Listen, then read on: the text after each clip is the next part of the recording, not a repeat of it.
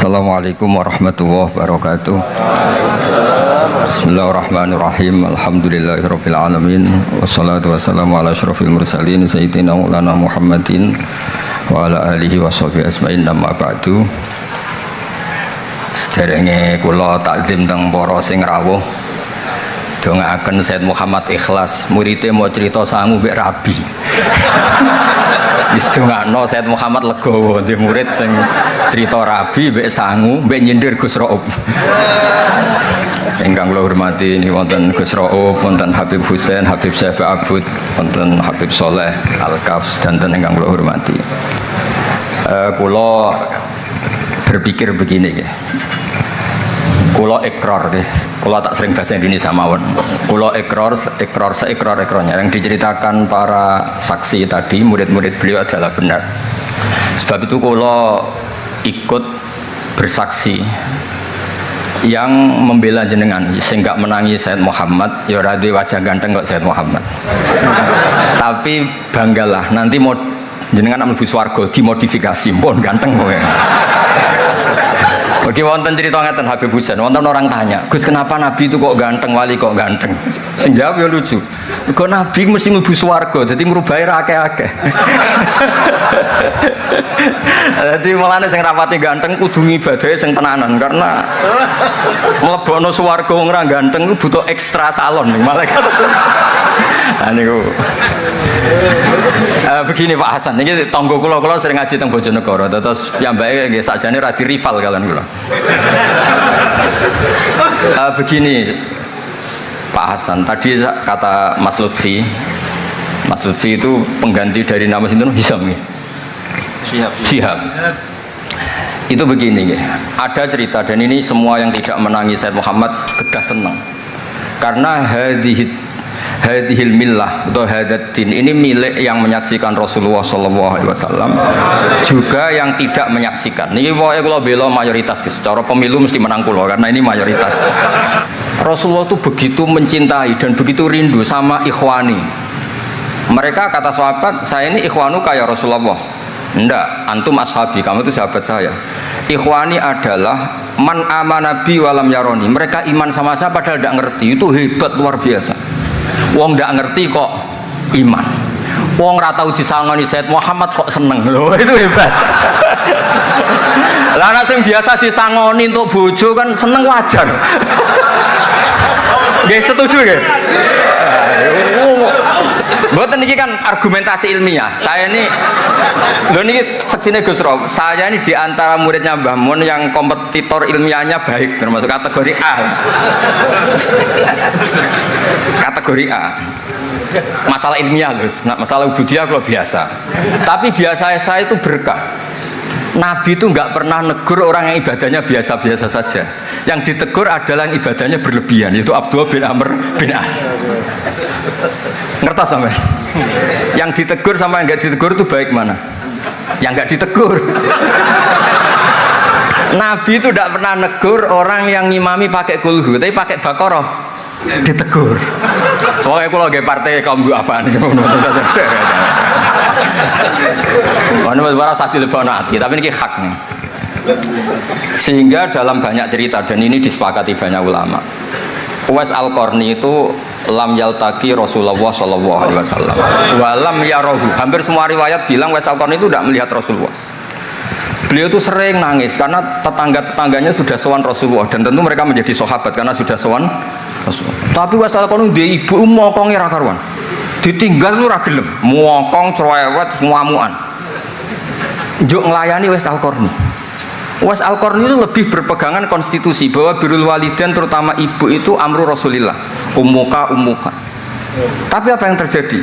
Uwais Al-Qarni yang tidak pernah sowan Rasulullah digelari khairul qurun Uwais Al-Qarni karena taat ning gone mandate Rasulullah nggih niku khidmah kalian nenten ibuke. Padahal boten di zamannya beliau sebetulnya menangi zaman Rasulullah, enggak sowan.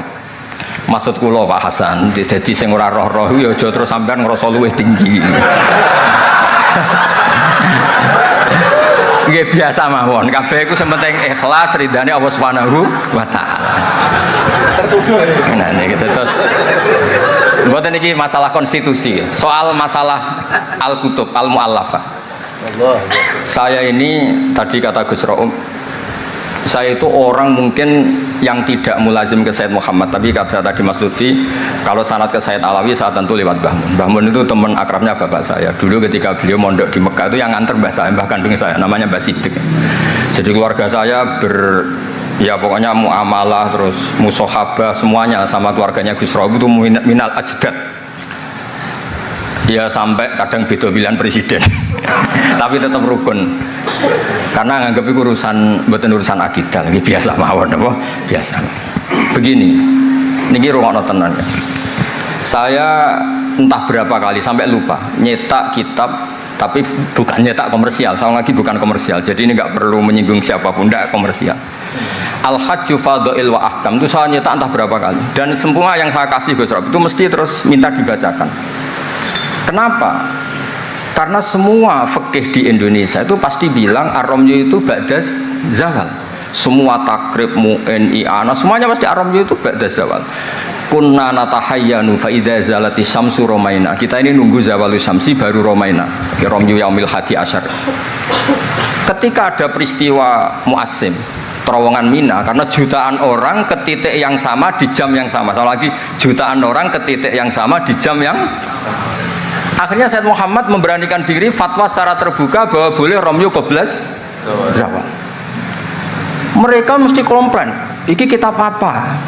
Sampai komplain, saya bilang ini yang ngarang putune Kanjeng Nabi.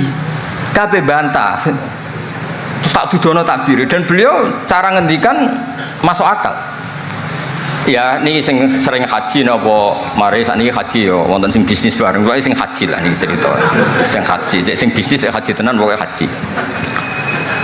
Sebetulnya dalam romyu itu kan boleh nafar awal, berarti selesai tanggal 12, bisa nafar sani sampai tanggal 13. Terus kata Sayyid Muhammad, jika bisa isqatur romyi yauma salisa asar bil kulliyah, bisa menggugurkan romyu tanggal 13 bil kulliyah.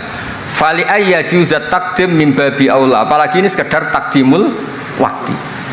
Dan beliau bilang di kitab Al-Hajju Fadha'il wa Ahkam, dan tidak yusamma mukhalafatan.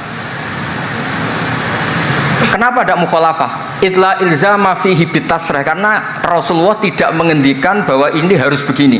Itu hanya fi'lu. Fi'lu bisa ya dulu alal jawaz, bisa alal aulawiyah, nggak ada jaminan kalau itu syarat apa? Sah. Terus akhirnya orang tuh ayam semua, tenang semua.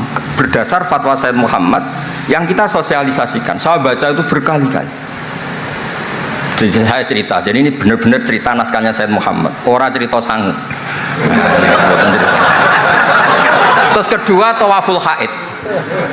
Saya sering ketemu orang-orang yang nekuni medis. Gus, kalau kita pakai obat itu kadang masalah, ada efek samping gini-gini. Padahal kalau kita nunggu suci kayak cerita Sayyidah Aisyah, Rasulullah itu pimpinan. Mereka pasti ikhlas disuruh nunggu Sayyidah Aisyah sampai suci kemudian tawaf ifadah. Tapi ini kan kita orang kebanyakan.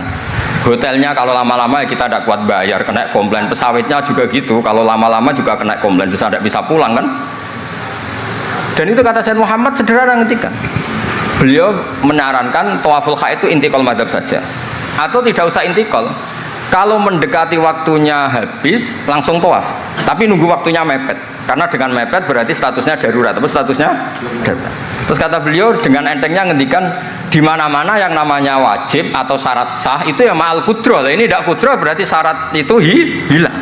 Di mana-mana syarat menjadi syarat ya kalau kudroh. Lah ini tidak kudroh ya berarti syarat itu hilang. Sehingga terus kita nyaman tawaful haid. Itu di kitab Al-Hajju Fadha'il Ahkam. Bisa dicek bahasan halaman 115 itu. Ini bukan cerita Malaysia, cerita tek. Jadi buatan ini serius. Karena tadi kan orang-orang bisa guyon cerita nikah, berarti Anda tukang nikah. Nah kalau sekarang guyon karena ilmu, berarti Anda mubarak betul. Cerita nikah ya iso guyu, cerita ilmu iso guyu, berarti waras sampean. Ternyata bisa senang dengan ilmu, bisa senang. Relax saja. Saya baca kitab beliau yang khataman, ini Gus Rauf saksinya. Saya baca Qawaid Asasiyah itu pasanan khatam tahun 39. Terus poso ini kemarin 45 ini saya juga khatam baca Qawaid Asasiyah. Dulu itu karangan Sayyid Alawi namanya Zubdatul Itqan.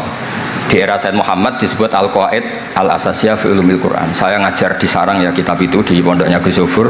Saya berkali-kali baca kitab itu di Kudus di pondok saya kemarin khatam. Terus kitab beliau yang saya senang sekali diantaranya tentu Mafahim Yajibu Antus Sohah. Tadi Mas Lutfi cerita betapa repotnya Sayyid Muhammad ngadepi Wahabi. Tapi di Indonesia saya sering cerita ke mereka, bahkan sebagian yang berfaham itu di kota banyak yang menjadi minna. Saya cerita begini, la ilaha illallah itu kalimatun dakhala bihal kafiru al-islama fakaifa bihadil kalimah. Kok terus jadi tukhriju hadil kalimah al-muslimah minal islam ilal kufri. Orang tahlilan, orang nyekel patok, orang-orang NU yang khol itu nyekel patok yang la ilaha illallah, la ilaha illallah. Itu kalimat yang orang kafir puluhan tahun menjadi muslim. Masa dengan kalimat yang sama menjadi kafir? Itu logikanya tidak kena.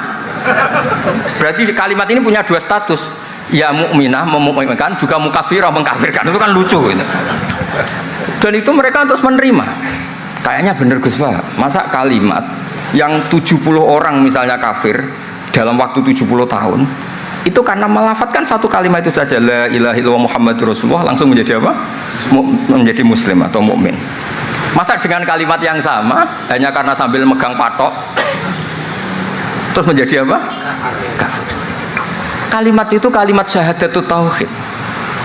Makanya saya mohon para muhibbinnya Sayyid Muhammad itu harus baca kitabnya. Saya ini bukan niat sombong. Saya baca kitab beliau yang saya takriri sampai khatam itu ya Al-Hajju Fadhilul Ahkam. Saya sudah lapah berapa kali saya khatam, terutama di bab Tawaful Haid sama Amrum Yaqub Lazawal. Terus Mafahim Yajibu Antus Sohah, Qawaid Asasiyah, Mafhumut Tatawur wa Tajdid. Terus yang kitab-kitab paling modern terakhir karangan beliau itu Sirah Nabawiyah, sarahnya Alfiyatus Sirahnya Zain Al-Iraqi, terakhir Mu'alafatus Sayyid Muhammad. Dan saya yang sering juga sinau itu Manhajus Salaf fi Fahmin Nusus. Itu juga termasuk kitab yang sering saya pelajari. Sehingga belajar betul Mas Hasan, bukan main-main, belajar betul ya. Maksudnya kalau tidak bisa tak cari di kamus. Kalau nggak bisa semua, bukan niat sombong. Pakai sarana saya ini kan, bapak saya itu hafal Quran, buyut-buyut saya ini mungkin termasuk orang yang nekuni Quran. Jadi saya kalau nggak paham, ya Allah kita ibadah pantas. Tiang buta Quran jenengan terus mau cor apa paham kita ora pantas gitu. Nah, ya akhirnya paham gitu. Nah, dari sekian cerita yang difahmin nufus, ini supaya sampean clear ya. Saya mohon semohon-mohonnya, jika jenengan pilihannya berpakaian seperti ini oke lah, yang berpakaian ala Rasulullah atau ala Arab terserahlah istilahnya, nggih monggo. Tapi yang berpakaian ala Jawa gini, saya masih ingat takbir itu di halaman 423 di Manhajus Salaf fi Fahmin Nusus. Itu beliau ngendikan gini, wa kanat sunnatu Rasulillah sallallahu alaihi wasallam annahu yat'amu ma yajiduhu fi ardi wa yalbasu ma yajiduhu wa yarkab ma yajiduhu mimma abahahu wa famanis ta'mala ma yajiduhu fi ardi fa huwa al-muttabi' lis-sunnah kama annahu hajjal baita min madinati faman hajjal baita min madinati nafsi fa huwa al-muttabi' lis-sunnah wa illam takun hadhil madinah tilka. Saban cek itu, insya Allah lafadznya itu persis. Bukan karena saya pintar atau cerdas, memang saya tekuni. Aku raiso seneng terus masang foto tok itu tidak bisa, saya tidak jenis seperti itu. Terus seneng ngenang di sangon itu, orang iso, saya itu sebenarnya nggak bisa. Tidak bisa, saya tidak jenis itu. Saya itu ya sering dikasih uang Mbah Mun, Gus Rauf saksinya. Tapi ya saya ngenang beliau itu ya kitabnya tak pelajari Al-Ulama Nujud, tak baca depan santri saya khatam. Saking senengnya saya Mbah Mun ke Sayyid Muhammad sampai beliau punya karangan Maslakut Tanassuk bil ittisalat li Sayyid Muhammad, Maslakut Tanassuk al-Makki fil ittisalat bi Sayyid Muhammad al-Maliki. Saya baca khatam. Saya sampai lupa entah berapa kitabnya Sayyid Muhammad, saya baca khatam dan ada takrirannya. Takriran ini penting karena argumentasinya ilmiah. Misalnya begini, kalau orang ke kuburan kemudian agak diluk, dianggap suratus sajidin li makhlukin, suratus sajidin li makhlukin. Maka kata Sayyid Muhammad kadang jawab ya lucu, berarti orang yang koinnya jatuh, koin duit receh. Kalau saya kan mungkin sudah kiai kaya, uang kayak ini koin jatuh tidak tak ambil, kalau sampean itu kan masih diambil ya. itu kan mesti fisurati sajid atau fisurati roke. Lah kalau itu dianggap murtad, semua orang yang ngambil HP-nya jatuh, itu semuanya murtad karena ada suratus sujud li makhlukin, apalagi ini makhluknya koin.